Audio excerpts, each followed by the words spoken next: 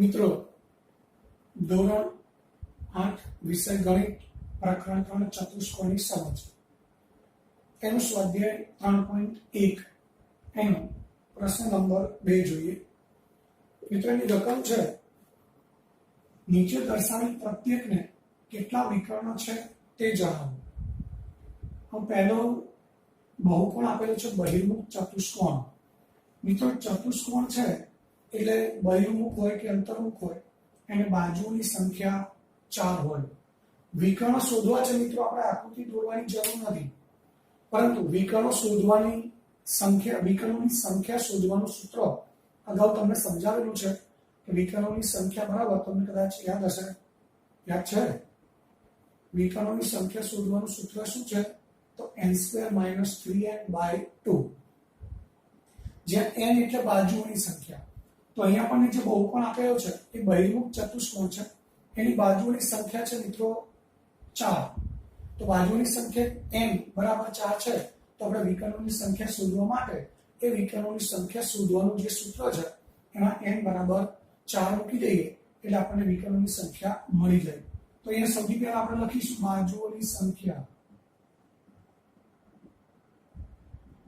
બાજુની સંખ્યા n બરાબર 4. તો માટે વિકર્ણોની સંખ્યા બરાબર સૂત્ર છે n² - 3n/2. n એટલે મિત્રો 4, 4 નો વર્ગ -3 × 4/2, 4 નો વર્ગ 16, 3 × 4 12, 16 માંથી 12 બાદ કરીએ 4 વધે 4/2 બરાબર 2. તો માટે વિકર્ણોની સંખ્યા મળી આપણને 2. અને આપણને ખબર છે ચતુષ્કોણ વિકર્ણો મિત્રો 2 હોય, એટલે આ આપણો જવાબ થઈ ગયો. વિકર્ણોની સંખ્યા બરાબર 2. ત્યારબાદ બીજો છે નિયમિત ષટકોણ.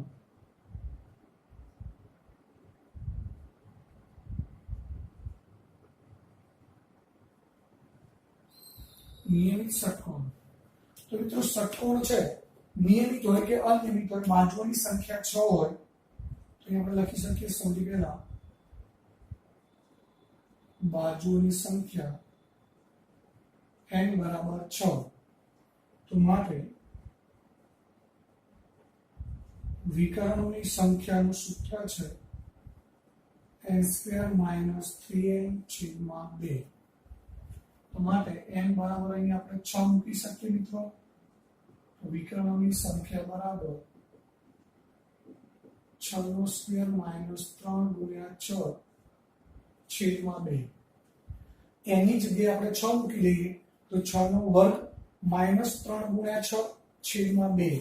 હવે 6 નો વર્ગ આપણે જાણીએ છીએ 36, 3 × 6 18/2, 36 - 18 એટલે 18/2, 18/2 એટલે જવાબ મળે 9. મતલબ એ થયો કે નિયમિત ષટકોણ છે એ ષટકોણના વિકર્ણોની સંખ્યા મળશે આપણને 9. હવે ત્યારબાદ તેમાં ત્રીજો છે, અહીંયા સી આપેલું છે મિત્રો, અહીંયા બી છે અને એ છે. મેં 1, 2, 3 નંબર આપી દીધા, કોઈ વાંધો નહીં. અહીંયા સી છે ત્રિકોણ. મતલબ ત્રિકોણ એટલે બાજુઓની સંખ્યા મિત્રો 3 હોય, એ પણ આપણે જાણીએ છીએ. તો આપણે લખી શકીએ બાજુઓની સંખ્યા બરાબર સંખ્યા n બરાબર 3. તો માટે વિકર્ણોની સંખ્યાનું સૂત્ર મૂકી દઈએ. વિકર્ણોની સંખ્યા બરાબર n² - 3n/2. n બરાબર 3 છે તો અહીંયા 3 નો વર્ગ -3 × 3/2. મિત્રો 3 નો વર્ગ 9 થશે, 3 × 3 પણ 9 થશે, 9 - 9 0, 0/2 એટલે જવાબ આવશે 0. માટે વિકર્ણોની સંખ્યા મળી આપણને 0. આપણે જાણીએ છીએ ત્રિકોણ છે કે ત્રિકોણમાં એક પણ વિકર્ણ ન હોય, ત્રિકોણના વિકર્ણોની સંખ્યા શૂન્ય હોય, તો અહીં આપણે સૂત્રની અંદર કિંમત મૂકીને પણ આપણે ચોક્કસ કહી શકીએ કે ત્રિકોણના વિકર્ણોની સંખ્યા શૂન્ય છે. તો આ પ્રશ્ન 2 અહીંયા પૂરો થયો. હવે ત્યારબાદ પ્રશ્ન નંબર 3 જોઈએ.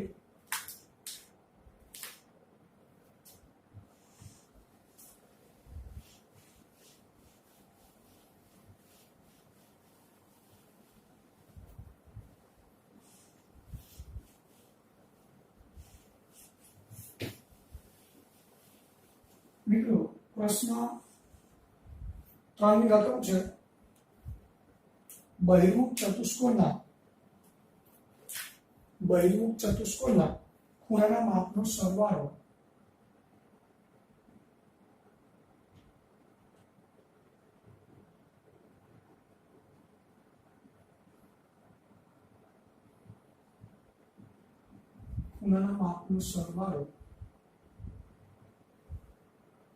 કેટલો થાય?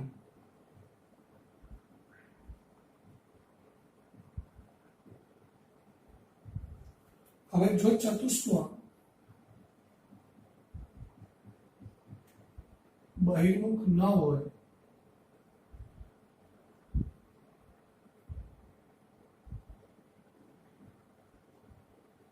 તો શું આ ગુણધર્મ લાગુ પડશે?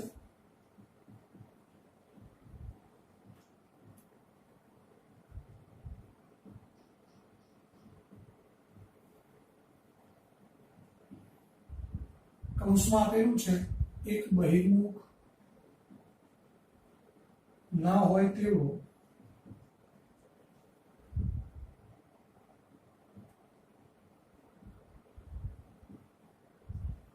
ચતુષ્કોણ બનાવો અને પ્રયત્ન કરો.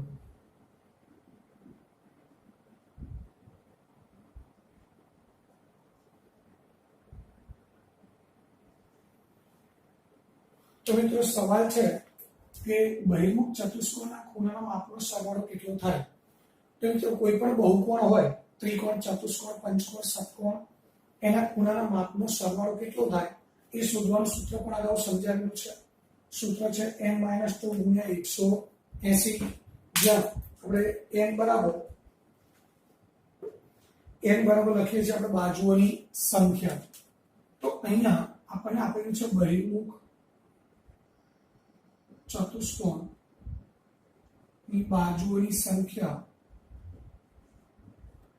મિત્રો ચતુષ્કોણ છે એટલે બાજુઓની સંખ્યા n બરાબર 4 હોય. તો હવે આપણે ખૂણાના માપનો સરવાળો શોધવો છે.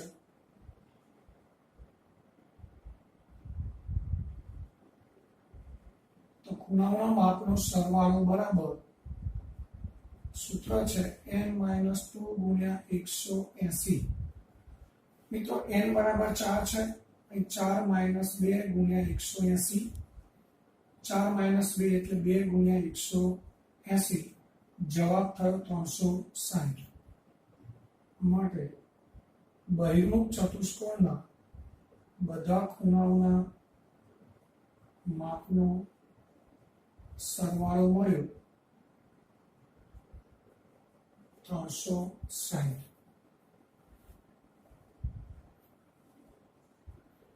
મિત્રો આગળ સવાલ એ છે કે જો આ ચતુષ્કોણ બહિર્મુખ ના હોય એટલે કે અંતર્મુખ હોય, તો આ ગુણધર્મ લાગુ પડશે, એટલે કે એના ચારેય ખૂણાના માપનો સરવાળો 360 થશે. એક બહિર્મુખ ન હોય તેવો ચતુષ્કોણ બનાવો, એટલે આપણે લઈએ અંતર્મુખ ચતુષ્કોણ.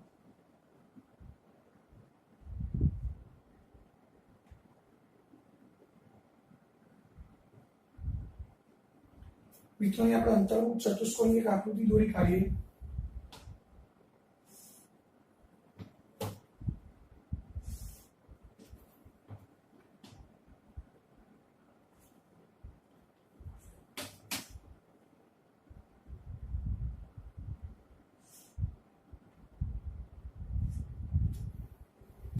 મિત્રો આ ચતુષ્કોણ બની ગયો અંતર્મુખ ચતુષ્કોણ ABCD. હવે આગળ સવાલ એ છે કે એક બહિર્મુખ ન હોય તેવો ચતુષ્કોણ બનાવો અને પ્રયત્ન કરો. પ્રયત્ન કરો એટલે એનો અર્થ એ થયો કે આ ચતુષ્કોણ છે એના ચાર ખૂણા A B C અને D, આ ચારે ચાર ખૂણાના માપનો સરવાળો 360 થાય છે કે નહીં એ મિત્રો આપણે ચકાસવાનું છે. તો આ કામ તમારે ઘરેથી કરવાનું છે મિત્રો, ખાસ ધ્યાનથી સમજજો. આ રીતે તમારે અંતર્મુખ ચતુષ્કોણ ABCD બનાવવાનું છે. આના બદલે તમે કોઈ આ રીતનું બનાવી દો તો પણ ચાલે, કોઈ વધારે આ રીતે ખુલ્લો બનાવે તો પણ ચાલે, પણ આ રીતનો અંતર્મુખ ચતુષ્કોણ બનાવવાનો છે. અને ત્યારબાદ એના ચારે ખૂણા જે છે એ ચારે ખૂણાના માપ શોધવાના છે કોણ માપકની મદદથી. તમે ખૂણાનું માપ કેવી રીતે શોધી શકાય એ તમે કોણ માપકની મદદથી શોધતા શીખી ગયા છો. તો અહીંયા આપણે લખીશું આ જે માપ છે AB અને AD વચ્ચેનું માપ છે એને ખૂણા A નું માપ કહેવાય. AB અને BC વચ્ચેનું માપ છે એને ખૂણો B કહેવાય. BC અને CD આટલું જે માપ છે એને આપણે ખૂણો C કહીએ અને AD અને CD વચ્ચેનું માપ છે એને ખૂણો C કહેવાય. તો મિત્રો તમારે સૌથી પહેલા ખૂણો A શોધવાનો, ખૂણા B નું માપ શોધવાનું છે, ખૂણો C અને ખૂણો D. આ ચારે ખૂણાના માપ કોણ માપકની મદદથી શોધી કાઢવાના આકૃતિ દોરી. આ પ્રમાણે તમે જે ચોપડામાં આકૃતિ દોરો છો આ રીતે ચતુષ્કોણ દોરવાનું છે. માપ તમારે બધાએ જાતે કોણ માપકની મદદથી શોધવાના છે અને એ માપ અહીંયા મૂક્યા પછી ચારે ખૂણાના માપનો સરવાળો ખૂણો A પ્લસ ખૂણો B પ્લસ ખૂણો C પ્લસ ખૂણો D બરાબર આ જે ચારે ખૂણાના માપ મળ્યા છે એ ચારે ચારનો સરવાળો કરવાનો અને ચકાસવાનું છે કે 360 જવાબ આવે છે કે નહીં. મિત્રો આ ગણતરી એટલા માટે નથી બતાવતો કારણ કે તમે બધા તમારી નોટમાં ચતુષ્કોણ દોરશો તે બધાને ખૂણા ABCD ના માપ અલગ અલગ આવે એવું બની શકે. બધાના માપ એક સરખા હશે નહીં, કારણ કે આ ચતુષ્કોણ છે એ તમે બધા તમારી જાતે બનાવવાના છો. તો દરેકને મારે જે ખૂણાના માપ છે એ જ ખૂણાના માપ આવશે એવું કઈ જરૂરી નથી. એટલા માટે હું આ દાખલાનો જવાબ અધૂરો રાખું છું. એ તમારે બધાએ જાતે ચતુષ્કોણ બનાવવાનો છે, ખૂણાના માપ સુધી અને ચારે ચાર ખૂણાના માપનો સરવાળો 360 થાય છે કે નહીં એ તમારે ચકાસવાનું છે. એક વખત ના થાય તો ફરી માપ ચેક કરવાના, કારણ કે જો ચતુષ્કોણ સાચો હશે, તમારા માપ સાચા હશે તો સરવાળો 360 આવશે જ. કદાચ એકાદ 2 ડિગ્રી વધુ ઓછું રહે તો આપણે ખૂણાનું માપ શોધવામાં કંઈક ભૂલ કરી છે એવું સમજી લેવાનું. એટલે આ તમને પ્રેક્ટિકલી તમને જાતે ખબર પડે કે ખૂણાના માપ ચારે ખૂણાના માપ કેવી રીતે શોધાય અને સરવાળો 360 છે કે નહીં. તમે જાતે આ પ્રવૃત્તિ કરો, એક પ્રકારની પ્રવૃત્તિ જ કહી શકાય. તો તમને પણ ખબર પડે કે ચતુષ્કોણ બહિર્મુખ હોય કે પછી અંતર્મુખ હોય એના ચારે ખૂણાના માપનો સરવાળો હંમેશા 360 થાય એવું તમે પણ ચોક્કસ કહી શકો, તમે યાદ પણ રાખી શકો. એટલા માટે આપણે આજે પ્રશ્ન ત્રીજો છે એનો આ જે પ્રવૃત્તિ છે આ કામ છે તમારે ઘરેથી કરવાનું છે. મિત્રો ત્યારબાદ આગળ જોઈએ પ્રશ્ન નંબર 4.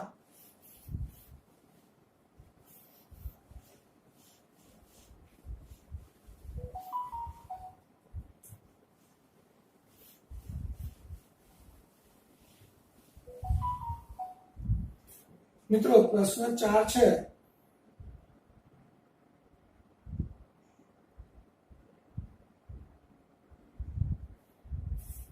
એની રકમ અહીંયા તમારી સામે છે. નીચેનું કોષ્ટક જુઓ.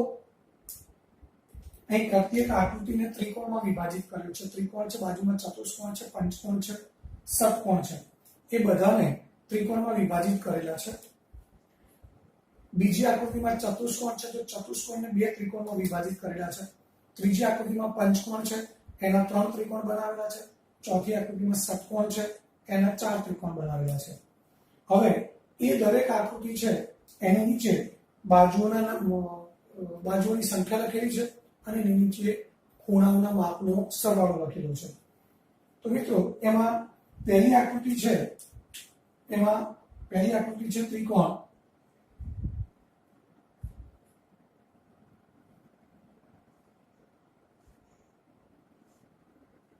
આ ત્રિકોણ છે, આમાં બાજુઓની સંખ્યા છે 3, ખૂણાના માપનો સરવાળો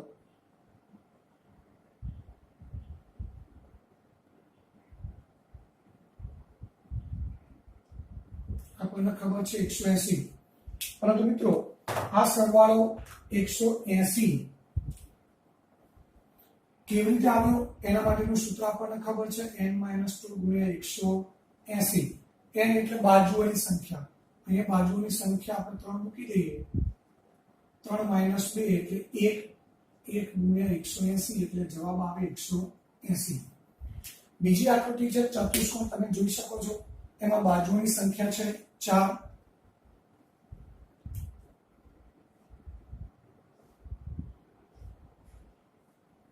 આ રીતે ચતુષ્કોણ છે એને બે ત્રિકોણમાં વિભાજિત કરેલો છે, તો બાજુની સંખ્યા છે 4. તો મિત્રો ખૂણાના માપનો સરવાળો આપણે શોધવો છે, તો ખૂણાના માપનો સરવાળો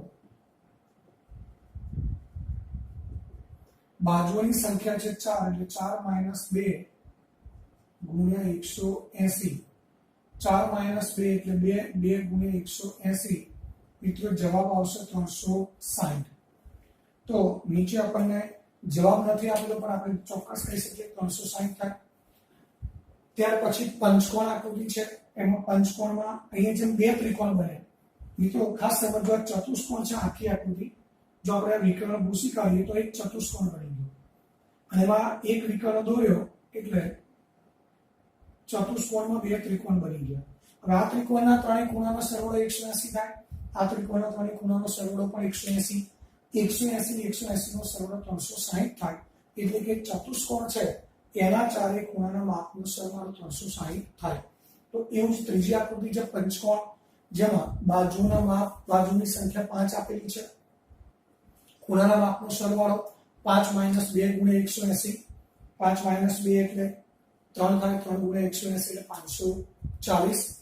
ચોથી આકૃતિ છે ષટકોણ છે, એમાં બાજુઓ 6, તો ખૂણાના માપનો સરવાળો 6 - 2 ગુણ્યા 180, 6 - 2 એટલે 4, 4 ગુણ્યા 180 એટલે 720, 18 72. તો આ રીતે આ જે બહુકોણ છે, ત્રિકોણ, ચતુષ્કોણ, પંચકોણ, ષટકોણ, એ બધાના ખૂણાનો સરવાળો આપણે આ રીતે શોધી શકીએ. હવે તો આગળ સવાલ છે કે નિમ્નલિખિત, હવે આપણે સવાલ ઉપર જઈએ. આ માહિતી આપણને રકમમાં મિત્રો આપેલી છે. હવે આપણે સવાલ ઉપર જઈએ. પ્રશ્ન 4 નો સવાલ છે,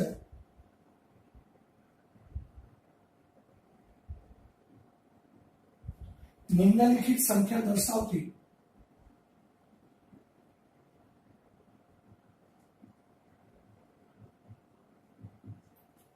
બાજુઓ ધરાવતા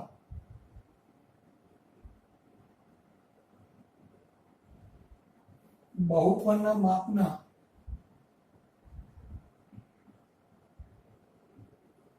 સરવાળા વિશે શું કહી શકાય? મિત્રો અહીંયા નીચે કેટલીક સંખ્યાઓ આપેલી છે, એમાં પહેલું છે અહીંયા એ છે 7. આ 7 એ મિત્રો બહુકોણની બાજુઓની સંખ્યા છે, કે આપણે લખી શકીએ બાજુઓની સંખ્યા બરાબર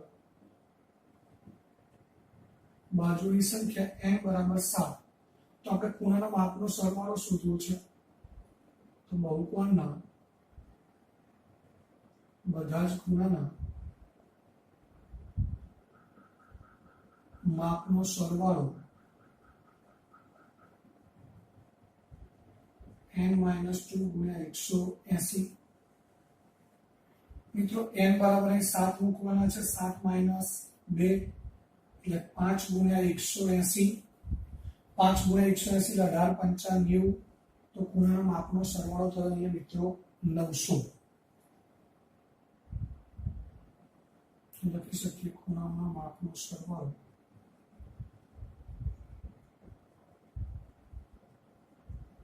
બરાબર 900.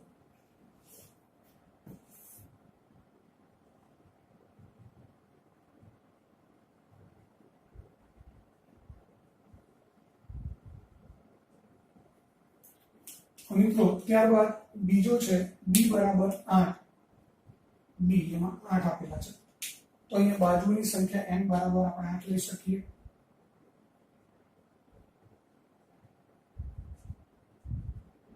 બાજુની સંખ્યા n બરાબર 8 માટે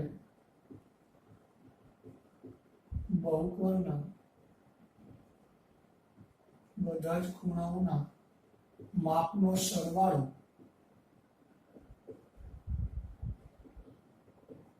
બરાબર, મિત્રો અહીંયા n છે એની જગ્યાએ આપણે 8 મૂકી દઈએ. 8 ગુણ્યા 8 માઈનસ 2 ગુણ્યા 180, 8 માઈનસ 2 મિત્રો 6 વધે, 6 ગુણ્યા 180, હવે 180 ગુણ્યા 6 કરો એટલે 1080. તો આ પ્રશ્ન બી થયો. હવે સી, તેમાં 10 આપેલા છે, તો મતલબ એ થયો કે બાજુની સંખ્યા n બરાબર 10 છે, તો અહીંયા જેમ n બરાબર 7 મૂક્યા ત્યાં n બરાબર 8 મૂક્યા, અહીંયા n બરાબર 10 મૂકીશું. બાજુની સંખ્યા બરાબર 10 માટે બહુકોણના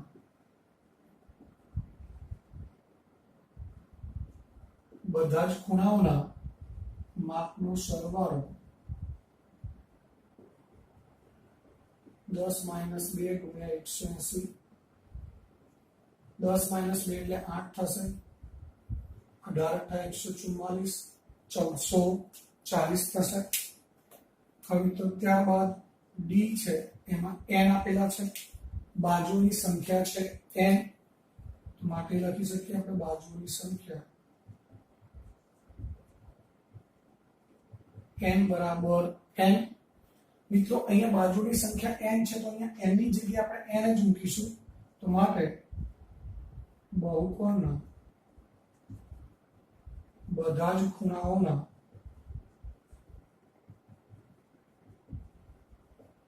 માપનો સરવાળો,